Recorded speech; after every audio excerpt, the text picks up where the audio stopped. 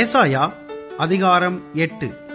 பின்னும் கர்த்தர் என்னை நோக்கி, நீ ஒரு பெரிய பத்திரத்தை எடுத்து மனுஷன் எழுதுகிற பிரகாரமாய் அதிலே மகேர் சாலால் அஸ்பாஸ் என்று எழுது என்றார். அப்பொழுது நான் உண்மையுள்ள சாட்சிக்காரராகிய ஆசாரியனான உரியாவையும் எபேரெகியாவின் குமாரனான சகரியாவையும் அதற்கு சாட்சிகளாக வைத்துக் கொண்டேன். நான் தீர்க்கதரிசி ஆனவளை சேர்ந்தபோது அவள் கர்ப்பவதியாகி ஒரு குமாரனை பெற்றாள். அப்பொழுது கர்த்தர் என்னை நோக்கி, மகேர் சாலால் அஸ்பாஸ் என்னும் பேரை அவளுக்கு இடு. இந்த பாலகன் அப்பா அம்மா என்று கூப்பிட அறியும் முன்னே தமஸ்குவின் ஆஸ்தியும் சமாரியாவின் கொள்ளையும் அசீரியாவின் ராஜாவுக்கு முன்பாக கொண்டு போகப்படும் என்றார். பின்னும் கர்த்தர் என்னை நோக்கி, இந்த ஜனம் மெதுவாய் ஓடுகிற சீலோவாவின் தண்ணீர்களை அசட்டை பண்ணி ரேத்சீனையும் ரெமலியாவின் குமாரனையும் சார்ந்து சந்தோஷிக்கிறபடியினால், இதோ ஆண்டவர் வல்லமையுள்ள திரளான ஆற்று நீரை போன்ற அசீரியாவின் ராஜாவையும் அவனுடைய சகல ஆடம்பரத்தையும் அவர்கள் மேல் புரள பண்ணுவார்.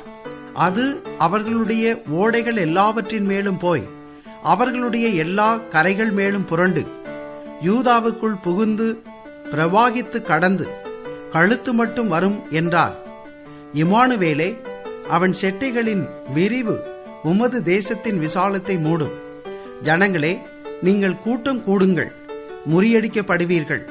தூர தேசத்தாராகிய நீங்கள் எல்லாரும் செவி கொடுங்கள். இடைக்கட்டி கொள்ளுங்கள், முறிந்தோடுவீர்கள். ஆலோசனை செய்யுங்கள், அது அபத்தமாகும். வார்த்தையை வசனியுங்கள், அது நிற்காது. தேவன் எங்களோடே இருக்கிறார். கர்த்தருடைய கரம் என்மேல் அமர்ந்து அவர் என்னுடனே பேசி, நான் இந்த ஜனத்தின் வழியிலே நடவாதபடி எனக்கு புத்தி சொல்லி விளம்பினதாவது, இந்த ஜனங்கள் கட்டுப்பாடு என்று சொல்லுகிறதையெல்லாம் நீங்கள் கட்டுப்பாடு என்று சொல்லாமலும், அவர்கள் பயப்படுகிற பயத்தின்படி நீங்கள் பயப்படாமலும் கலங்காமலும் சேனைகளின் கர்த்தரையே பரிசுத்தம் பண்ணுங்கள். அவரே உங்கள் பயமும் அவரே உங்கள் அச்சமுமாயிருப்பாராக. அவர் உங்களுக்கு பரிசுத்த ஸ்தலமாயிருப்பார். ஆகிலும் இஸ்ரவேலின் 2 கோத்திரத்துக்கும் தடுக்களின் கல்லும் இடறுதலின் கண்மலையும் எருசலேமின் குடிகளுக்கு சுருக்கும் கண்ணியுமாயிருப்பார். அவர்களில் அநேகர் இடறி விழுந்து நொறுங்கி சிக்குண்டு பிடிபடுவார்கள். சாட்சி ஆகமத்தை கட்டி என் சீசருக்குள்ளே வேதத்தை முத்திரையிடு என்றார். நானோ யாக்கோபின் குடும்பத்துக்கு தமது முகத்தை மறைக்கிற கர்த்தருக்காக காத்திருந்து அவருக்கு எதிர்பார்த்திருப்பேன். இதோ நானும் கர்த்தர் எனக்கு கொடுத்த பிள்ளைகளும் சீயோன் பர்வதத்தில் வாசமாயிருக்கிற சேனைகளின் கர்த்தராலே இஸ்ரவேலில் அடையாளங்களாகவும் அற்புதங்களாகவும் இருக்கிறோம்.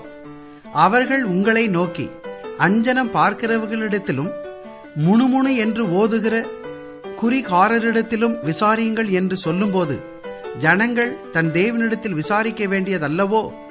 உயிருள்ளவர்களுக்காக செத்தவர்களிடத்தில் விசாரிக்கலாமோ? வேதத்தையும் சாட்சி ஆகமத்தையும் கவனிக்க வேண்டும். இந்த வார்த்தையின்படியே சொல்லாவிட்டால் அவர்களுக்கு விடியற்காலத்து வெளிச்சமில்லை. இடுக்கண் அடைந்தவர்களாயும் பட்டினியாயும் தேசத்தை கடந்து போவார்கள். அவர்கள் பட்டினியாய் இருக்கும்போது மூர்க்கவெறி கொண்டு தங்கள் ராஜாவையும் தங்கள் தேவனையும் தூசிப்பார்கள். அவர்கள் அண்ணாந்து பார்ப்பார்கள், பூமியையும் நோக்கி பார்ப்பார்கள். ஆனாலும் இதோ இக்கட்டும் அந்தகாரமும் இருக்கும். இடுக்கத்தால் இருளடைந்து அந்தகாரத்திலே தள்ளுண்டு அலைவார்கள்.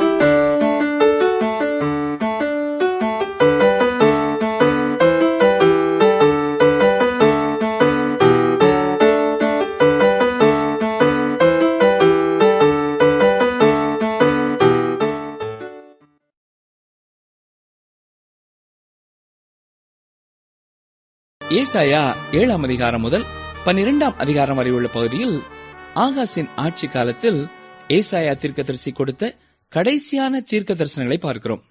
சிலர் ஏசாயா 7ஆம் அதிகாரத்தில் காணப்படுகின்ற கன்னியின் மைந்தனை ஏசாயா 8ஆம் அதிகாரத்திலே காணப்படுகிற தீர்க்கதரிசியின் மைந்தனோடு இணைத்து கூற முயற்சிக்கிறார்கள். ஆனால் அப்படி அல்ல.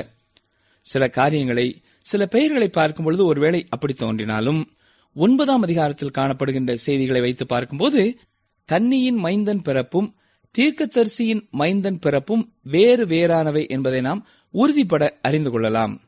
18ஆம் வசனத்திலே பார்க்கிறது போல தீர்க்கதரிசியின் மைந்தன் இஸ்ரவேலின் அடையாளமாக இருக்கிறான். ஏசாயா 8ஆம் அதிகாரம் ஒரு முக்கியமான அதிகாரம். இதில் இம்மானுவேலின் தேசத்திற்குள் அசீரியர்கள் படையெடுத்து வருவதை பற்றிய தீர்க்க தரிசனம் சொல்லப்பட்டிருக்கிறது. சுமார் 500 வருடங்களுக்கு மேலாக தேவன் இஸ்ரவேல் தேசத்தை வெளிநாட்டு படையெடுப்பாகிய வெள்ளம் சூழ்ந்து விடாதபடி தடுத்து காத்து வந்தார். ஆனால் இப்பொழுது அவர் போட்டிருந்த தடுப்பு சுவரை அகற்றிவிட்டார். எனவே வெள்ளம் போன்று எதிராளிகள் தேசத்தை சூழ்ந்து கொண்டார்கள். இந்த இக்கட்டான சூழ்நிலையிலும் அவர்கள் தேவனை நோக்கி பாராமல் நாடுகளிடையே கூட்டணி அமைப்பதிலே மிக்க கவனம் செலுத்தினார்கள். தங்களுடைய பலத்தை அதிகரிக்கவே முயற்சி செய்தார்கள். இந்த அதிகாரம் தேவனுடைய ஆலோசனையை தள்ளிவிட்டுவிட்டு வெறுமையான சாத்தானுடைய உலகத்திற்கு திரும்பின இஸ்ரவேல் மக்களை எச்சரிக்கிறதா இருக்கிறது. ஆவிக்குரிய தீர்வே இறுதியானது, சரியானது என்று தேவன் கூற விரும்புகிறார். இதை விட்டு செல்லும் பொழுது முடிவு பிரச்சனைக்குரியதாக, இருள் நிறைந்ததாக, வேதனை நிறைந்ததாக இருக்கும் என்று சொல்லுகிறார். ஏசாயா 8ஆம் அதிகாரம் 1ஆம் வசனம், பின்னும் கர்த்தர் என்னை நோக்கி, நீ ஒரு பெரிய பத்திரத்தை எடுத்து மனுஷன் எழுதுகிற பிரகாரமாய் அதிலே மகேர் சாலால் அஷ்பாஸ் என்று எழுது என்றார். உங்களுக்கு ஏசாயாவின் 2 மகன்களின் பெயருமே வித்தியாசமானதாகத்தான் தோன்றுகிறது இல்லையா? இதில் முதல் மகனின் பெயர் சேயார் யாசூப், 2வது மகனின் பெயர் மகேர் சாலால் அஷ்பாஸ். முதல் மகனுடைய பெயரை விட 2வது மகனின் பெயர் மிகவும் வித்தியாசமானதாக காணப்படுகிறது. எந்த மொழியிலானாலும் இது வித்தியாசமானதாகவே இருக்கும். இந்த பெயரை அந்த மகன் வாழ்நாள் முழுவதும் உடையவனாக இருக்க வேண்டும். இதில் என்ன விசேஷம் இருக்கிறது? தேவன் இப்படிப்பட்ட வித்தியாசமான பெயரை கொடுக்க வேண்டிய அவசியம் என்ன?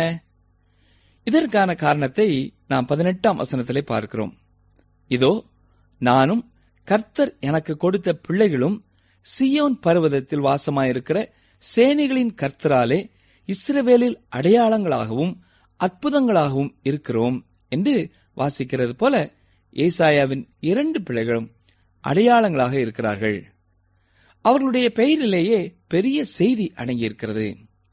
மகேர் சாலால் அஷ்பாஸ் என்பதற்கு துரிதமான கொள்ளை அல்லது சீக்கிரமான இறை என்று அர்த்தமாகும். அதாவது தன்னுடைய ஜனங்களுக்கு எதிராக இருக்கிறவர்களுக்கு தானும் எதிராக இருப்பதாக கர்த்தர் தருகிற செய்தியே இதன் அர்த்தமாகும். அப்போஸ்தலனாகிய பவுல் ரோமர் 8ஆம் அதிகாரம் 31ஆம் வசனத்திலே இவ்வாறு கூறுகிறார், தேவன் நம்முடைய பட்சத்தில் இருந்தால் நமக்கு விரோதமாயிருப்பவன் யார் என்கிறார். ஆம் பிரியமானவர்களே, நம்முடைய தேவன் நமக்கு ஆதரவாக இருக்கும் பொழுது எதிராளிகள் நமக்கு விரோதமாய் வர முடியாது. ஏனென்றால் நம்முடைய தேவன் நமக்கு எதிராக இருக்கிறவர்களுக்கு எதிராக யுத்தம் பண்ணுகிறவர், நமக்கு ஜெயம் தருகிறவர். ஏசாயாவின் 2வது மகனின் பெயரை கொண்டு தேவன் அவர்களை எதிராளிகளிடமிருந்து காத்துக் கொள்வதாக உறுதியளித்தார். ஆகாஸ் ஒரு தேவ பக்தியில்லாத மனுஷன், அவிசுவாசி. இவன் அரியணையிலே வீற்றிருந்து ராஜாதி ராஜாவையும் அவருடைய வல்லமையையும் அறியாதிருந்தான். இவனுக்கு தேவன் செய்தி கொடுக்க விரும்பினார். எனவே தேவன் ஏசாயாவிடம் ஒரு பெரிய பத்திரத்தை எடுத்து அதிலே மனுஷன் எழுதுகிற எழுதுகோலை கொண்டு அவனுடைய பாணியிலே இந்த பெயரை எழுதச் சொல்கிறார். பிறகு அதை அறிவிப்பு பலகை போன்று ஒரு முக்கியமான இடத்திலே தொங்கவிட வேண்டும். இதனை பலரும் வாசிப்பார்கள். ஒரு சாதாரண மனுஷனும் இதன் அர்த்தத்தை புரிந்து கொள்வான். பிறகு இந்த செய்தி ராஜாவின் காதுகளிலேயும் சென்று அடையும். தேவன் ஏசாயாவின் 2 மகன்களின் பெயரின் அர்த்தத்தின் மூலமாக தன்னுடைய செய்தியை ஆகாசிற்கு தெரியப்படுத்த விரும்புகிறார். முதலாவது மகன் சேயார் யாசூப், அதாவது மீந்திருப்பவர்கள் திரும்புவார்கள்.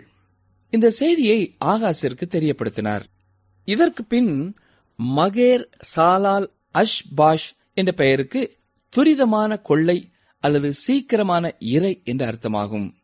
இதன் மூலம் தன்னுடைய ஜனங்களின் எதிராளிகளை கர்த்தர் பார்த்துக் கொள்வதாக ஆகாசிற்கு உறுதியளித்தார். ஏசாயா 8ஆம் அதிகாரம் 2ஆம் வசனம் பாருங்கள். அப்பொழுது நான் உண்மையுள்ள சாட்சிக்காரராகிய ஆசாரியனான உரியாவையும் எபெரேகியாவின் குமாரனான சகரியாவையும் அதற்கு சாட்சிகளாக வைத்துக் கொண்டேன். இங்கே உள்ள பெயர்களை கவனியுங்கள். இதிலேயே தேவன் மிகப்பெரிய செய்தியை வைத்திருக்கிறார்.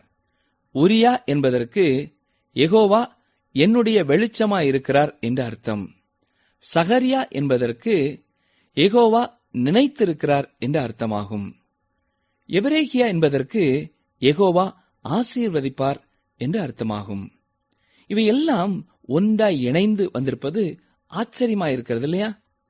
அதாவது யெகோவாவை வெளிச்சமாக கொண்டவரும் ஆசீர்வாதத்தையே விருப்பமாக கொண்ட யெகோவாவின் குமாரனும் சேர்ந்திருப்பதால் உண்டாகுவது தேவனுடைய கிருபை. அந்த தேவ கிருபை தன்னுடைய ஜனங்களுக்கு ஒருபொழுதும் மறக்காதது என்று பார்க்கிறோம். ஏசாயாவின் எல்லா செய்திகளிலும் ஒரு அர்த்தம் இருந்தது. அவர் வாழ்வின் செயல்கள் மூலமாக, எழுத்துக்கள் மூலமாக மக்களுக்கு புரிகிற வண்ணமாக தேவன் செய்தியை கொடுத்தார். ஏசாயாவின் புத்தகமே உருவகங்களின் படங்களை கொண்டது என்று சொல்லலாம். இயேசு கிறிஸ்துவின் பிரசங்கங்களை கவனித்து பார்த்தால் அவரும் இப்படிப்பட்ட அநேக உருவகங்களை கொண்டு ராஜ்யத்தின் ரகசியங்களை விளக்கியிருப்பதை நாம் பார்க்கலாம். ஏனென்றால் பொதுமக்களுக்கு இந்த முறையிலே முழுவதும் விளங்க வைத்துவிட முடியும். இதன் மூலம் ஜனங்களை எளிதாக வேத வசனங்களை புரிய வழி நடத்தலாம். ஆகவே தேவன் உவமைகள் மூலமாகவும் ஓவியம் போன்ற விளக்கங்கள் மூலமாகவும் மனிதனை சென்றடைய விரும்புகிறார். தொடர்ந்து ஏசாயா 8ஆம் அதிகாரம் 3ஆம் வசனம் பாருங்கள். நான் தீர்க்கதரிசியானவளை சேர்ந்தபோது அவள் கர்ப்பவதியாகி ஒரு குமாரனை பெற்றாள். அப்பொழுது கர்த்தர் என்னை நோக்கி, மகேர் சாலால் அஷ்பாஸ் என்னும் பேரை அவனுக்கு இடு. இங்கே தீர்க்கதரிசியானவள் என்பது ஏசாயாவின் மனைவியை குறிக்கிறது. இவள் பிள்ளையை பெறுமுனரே பிள்ளைக்கு பெயரிடப்பட்டது என்றும் பார்க்கிறோம்.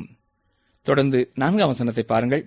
இந்த பாலகன் அப்பா அம்மா என்று கூப்பிட அறியும் முன்னே தமஸ்குவின் ஆஸ்தியும் சமாரியாவின் கொள்ளையும் அசீரியாவின் ராஜாவுக்கு முன்பாக கொண்டு போகப்படும் என்றார். இங்கே வட இஸ்ரவேல் தேசத்தை பற்றி பார்க்கிறோம். இஸ்ரவேலின் 2வது மகன் பெரியவனாகும் முன்னர் வட இஸ்ரவேல் தேசம் அசீரியர்களால் தோற்கடிக்கப்பட்டு சிறைபிடிக்கப்படுவார்கள் என்று ஏசாயா தீர்க்க தரிசனமாக கூறுகிறார். ஆகவே தென் இஸ்ரவேல் தேசமாகிய யூதாவிற்கு பிரச்சனை இல்லை. ஏனென்றால் எதிரியான வட இஸ்ரவேல் தேசம் சிறைப்பட்டு போகும். இது ஆகாசின் போர் தந்திர நடவடிக்கையால் உண்டான வெற்றி அல்ல. இது தேவனுடைய பெரிதான கிருபையினால் உண்டாகக்கூடியதாகும்.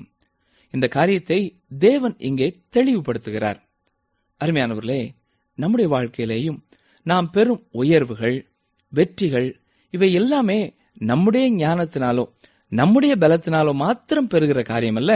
நாம் தேவனுடைய உதவியோடே உழைக்கிறோம், முயற்சிக்கிறோம். ஆனால் தேவனே நமக்கு வெற்றியை தருகிறார். ஏசாயா 8ஆம் அதிகாரம் 5ஆம் வசனம் முதல் 7ஆம் வசனம் வரை பார்ப்போம். பின்னும் கர்த்தர் என்னை நோக்கி, இந்த ஜனம் மெதுவாய் ஓடுகிற சீலோவாவின் தண்ணீர்களை அசட்டை பண்ணி ரேத்சீனையும் ரெமலியாவின் குமாரனையும் சார்ந்து சந்தோஷிக்கிறபடியினால், இதோ ஆண்டவர் வல்லமையுள்ள திரளான ஆற்று நீரைப் போன்ற அசீரியாவின் ராஜாவையும் அவனுடைய சகல ஆடம்பரத்தையும் அவர்கள் மேல் புரளப் பண்ணுவார். அது அவர்களுடைய ஓடைகள் எல்லாவற்றின் மேலும் போய் அவர்களுடைய எல்லா கரைகள் மேலும் புரண்டு. இது ஒரு சிறந்த பகுதி. இதிலே சீலோவாவின் தண்ணீர்களை அசட்டை பண்ணி என்று சொல்லப்படுகிறதை நாம் கவனிக்க வேண்டும்.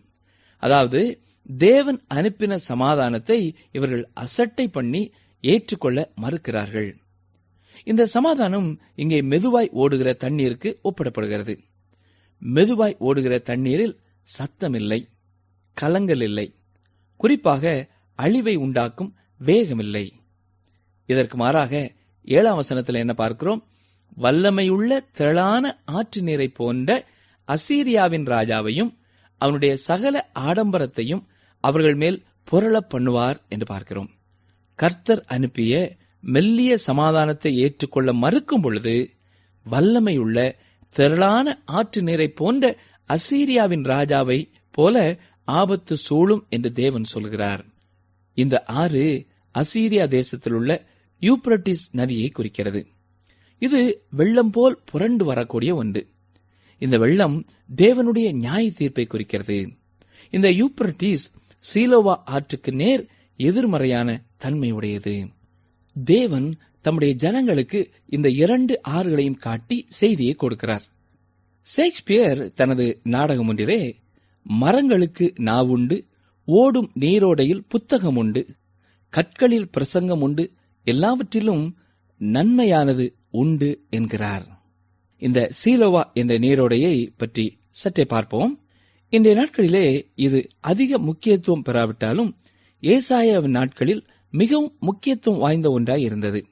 இது சீயோன் மலைக்கும் மோரியா மலைக்கும் இடையே பாய்ந்து கொண்டிருக்கிறது. இந்த சிறிய நீரோடை மிகச் சிறந்த செய்தியை சுமந்து கொண்டு வருகிறது. கேட்டு உணர்ந்து கொள்கிற காது உங்களுடையதாயிருக்கும் என்றால் அதன் மெல்லிய சத்தத்தை நீங்கள் கேட்டு புரிந்து கொள்வீர்கள். இது இனிமையான ஓசையை உடையது. கிருபையை பற்றிய தெளிவான படத்தை இது வரைந்து காட்டுகிறது. சீயோன் மலை சீனாய் மலைக்கு முற்றிலும் எதிரான தன்மையுடையதாயிருக்கிறது. சீனாய் மலை மோசேயின் நியாயப்பிரமாணத்திற்கு அடையாளமாயிருக்கிறது. மோரியா மலையில்தான் ஆபிரகாம் தன்னுடைய மகனை பலியிடச் சென்றார். இதிலேயே தாவீது தேவனுடைய ஆலயத்திற்கு இடத்தை வாங்கினார். சாலமோன் அதிலே தேவாலயத்தை கட்டினார். இந்த மலையின் கடைசி பகுதியாகிய கொல்கதா மலையில் இயேசு கிறிஸ்து சிலுவையில் அறையப்பட்டார். இது தேவனுடைய கிருபையை பற்றி பேசுகிறது. மோரியாவில் தேவன் தன்னை ஆட்டுக்குட்டியாக ஒப்புக் கொடுத்தார். ஆபிரகாமின் குமாரனை தப்புவித்தவர் தன் குமாரனை தப்ப விடவில்லை. ஆகவே தேவன் இந்த நீரோடையை கொண்டு ஆகாஸ் என்ற மனிதனுக்கு தன்னுடைய கிருபையை பற்றி சொல்லிக் கொண்டிருக்கிறார். நீ என்னிடத்தில் திரும்பினால் நான் உன்னை தப்புவிப்பேன். 8ஆம் வசனத்திற்கு வாருங்கள். யூதாவுக்குள் புகுந்து பிரவாகித்து கடந்து கழுத்து மட்டும் வரும் என்றார். இம்மானுவேலே, அவன் செட்டைகளின் விரிவு உமது தேசத்தின் விசாலத்தை மூடும். அசீரியர்கள் யூதாவிற்குள்ளே புகுந்து விடுவதற்கு தேவன் அனுமதித்தாலும் எருசலேமை அவர்கள் கைப்பற்ற ஒருபொழுதும் அனுமதிக்கவில்லை. ஏசாயா 8ஆம் அதிகாரம் 9ஆம் வசனத்தையும் பாருங்கள். ஜனங்களே, நீங்கள் கூட்டம் கூடுங்கள், முறியடிக்கப்படுவீர்கள். தூர தேசத்தாராகிய நீங்கள் எல்லாரும் செவி கொடுங்கள், இடை கட்டிக்கொள்ளுங்கள், முறிந்தோடுவீர்கள். இங்கே தேவனுடைய தேசத்திற்கு எதிராக கூட்டணி அமைக்கின்ற நாடுகளுக்கு எதிராக கர்த்தர் கொடுக்கிற எச்சரிப்பை பார்க்கிறோம். ஏசாயா 13ஆம் அதிகாரத்திலிருந்தும் நாம் பார்க்கும் பொழுது இஸ்ரவேலுக்கு எதிரான நாடுகளுக்கு எதிராய் வரும் தேவ நியாய தீர்ப்பை குறித்த தீர்க்க தரிசனத்தை நாம் பார்க்கலாம். தேவனுடைய வசனங்களிலே ஏசாயா 13ஆம் அதிகாரம் முதல் 35ஆம் அதிகாரம் வரை உள்ள பகுதிகள் முழுவதும் மிகவும் சிறந்தவை. இவைகளிலே அநேகமானவை நிறைவேறிவிட்டன. பூமியிலே தேவ திட்டம் நிறைவேறுவதை எந்த தேசமும் தடுக்க முடியாது என்று கர்த்தர் இங்கே வெளிப்படுத்துகிறார். இந்த உலகமோ தேவனுடைய ஆலோசனையையும் தேவனுடைய ஞானத்தையும் தேடுகிறதாக இல்லை. தேவன் இந்த உலகத்தை குறித்து ஒரு நோக்கமுடையவராக காணப்படுகிறார். அவருடைய நோக்கமே இறுதியிலே வெற்றி பெறும். ஒரு தேசம் தேவனுடைய வழிநடத்தலுக்கு எதிராக போகுமானால் தேவனுடைய நியாய தீர்ப்பு அதன் மீது வருகிறதா இருக்கிறது என்று இந்த பகுதியிலே பார்க்கிறோம். ஏசாயா 8ஆம் அதிகாரம் 10 முதல் 12 வசனங்களை பாருங்கள். ஆலோசனை செய்யுங்கள், அது அபத்தமாகும். வார்த்தையை வசனியுங்கள், அது நிற்காது. தேவன் எங்களோடே இருக்கிறார். கர்த்தருடைய கரம் என்மேல் அமர்ந்து அவர் என்னுடனே பேசி, நான் இந்த ஜனத்தின் வழியிலே நடவாதபடி எனக்கு புத்தி சொல்லி விளம்பினதாவது, இந்த ஜனங்கள் கட்டுப்பாடு என்று சொல்லுகிறதையெல்லாம் நீங்கள் கட்டுப்பாடு என்று சொல்லாமலும், அவர்கள் பயப்படுகிற பயத்தின்படி நீங்கள் பயப்படாமலும் கலங்காமலும்.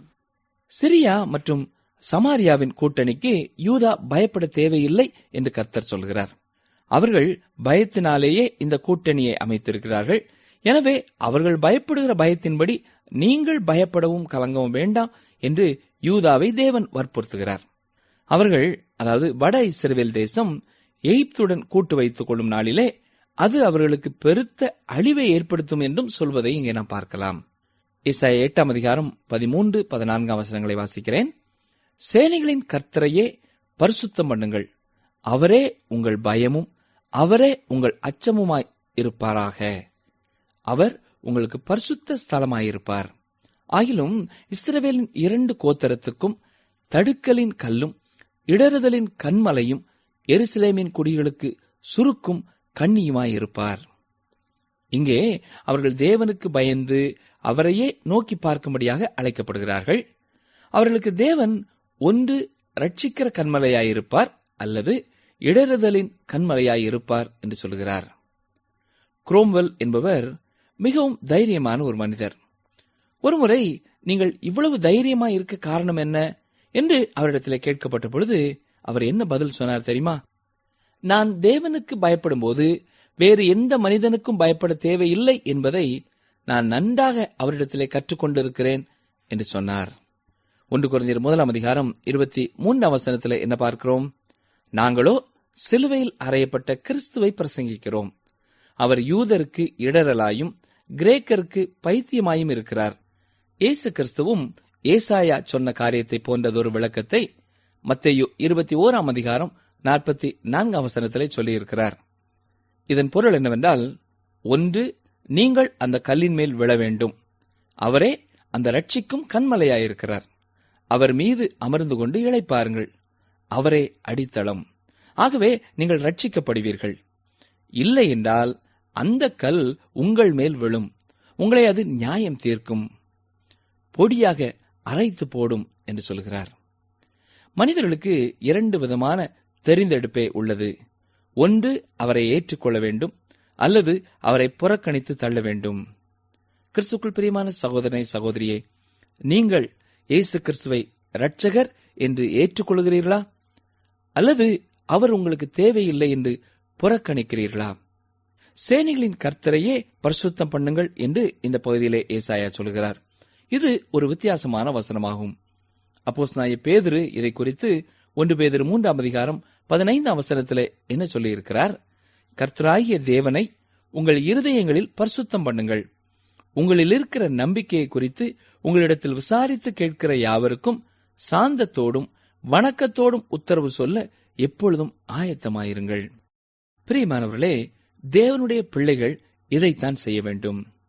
இன்று அநேகர் தேவனை மிகவும் சாதாரணமானவராக நினைக்கிறார்கள்.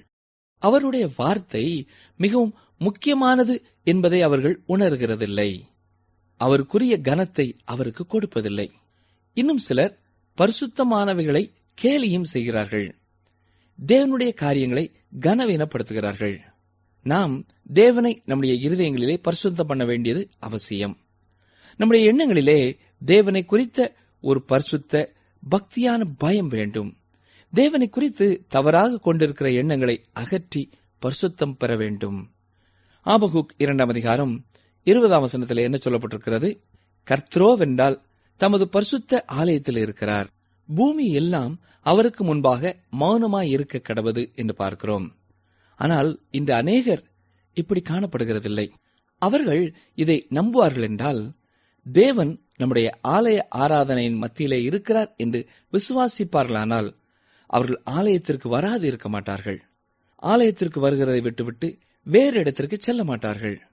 விருந்திற்கோ கடற்கரைக்கோ செல்வதற்கு அல்லது மற்ற நிகழ்ச்சிகளுக்கு செல்வதற்கு ஆலய ஆராதனை நேரத்தை விட மற்ற நேரத்தை தெரிந்து கொள்வார்கள். அவர்கள் உங்களோட கூட ஆராதனைக்கு வந்திருப்பார்கள். நாம் அவர்களுக்கு இதை எடுத்து கூறி உணர்த்த வேண்டும். தேவனுடைய காரியம் மிகவும் முக்கியமானது என்று அறிவுறுத்த வேண்டும். தேவனை நம்முடைய இருதயத்திலேயும் அவர்களுடைய எண்ணத்திலேயும் பரிசுத்தப்படுத்த வேண்டும்.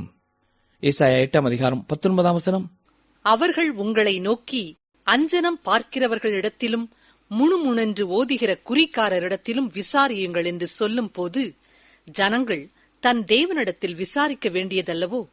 உயிருள்ளவர்களுக்காக செத்தவர்களிடத்தில் விசாரிக்கலாமோ?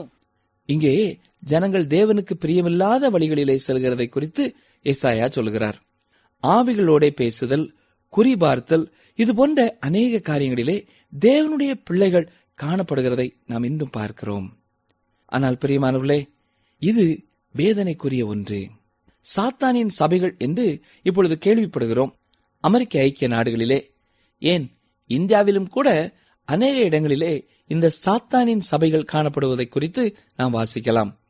அவர்கள் சாத்தானை வணங்குகிறார்கள். தேவனுக்கு விரோதமான காரியங்களிலே ஈடுபடுகிறார்கள். இவையெல்லாம் தேவனுக்கு பிரியமில்லாத காரியங்கள். லேவியராகமம் 20 அதிகாரம் 27 வசனம் மற்றும் உபாகமம் 18 அதிகாரம் 9 முதல் 12 வசனம் வரை வாசித்து பாருங்கள். தேவனை விட்டு பின்வாங்கும் போது ஜனங்கள் இந்த விதமான காரியங்களிலே ஈடுபடுவார்கள். தேவனுடைய வழிகளிலே இல்லாதவர்கள் பிசாசனுடைய வழிகளிலே இருப்பார்கள். வேறு சிலர் இவையெல்லாம் ஒன்றுமில்லை என்பார்கள். அருமையானவர்களே, தேவன் இருப்பது சத்தியமானால் சாத்தானும் அவனுடைய கிரியைகளும் இருப்பது உண்மையே. பிசாசு இருப்பது உண்மையே. தேவனுடைய வல்லமையினால் இவற்றை வெல்ல முடியும் என்பதை முதலாவது நாம் அறிய வேண்டும். தேவனுடைய சத்தம் கேட்டு அவர் வழியில் செல்ல நாம் அழைக்கப்பட்டிருக்கிறோம். சாத்தானின் வழியிலே செல்ல அல்ல. தேவன் இந்த வழிகளிலே செல்ல வேண்டாம் என்று எச்சரிக்கிறார்.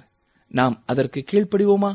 ஏசாயா 8 அதிகாரம் 21, 22 வசனங்களை பாருங்கள். இடுக்கண் அடைந்தவர்களாயும் பட்டினியாயும் தேசத்தை கடந்து போவார்கள். அவர்கள் பட்டினியாய் இருக்கும் போது மூர்க்க வெறி கொண்டு தங்கள் ராஜாவையும் தங்கள் தேவனையும் தூஷிப்பார்கள். அவர்கள் அண்ணாந்து பார்ப்பார்கள், பூமியையும் நோக்கி பார்ப்பார்கள்.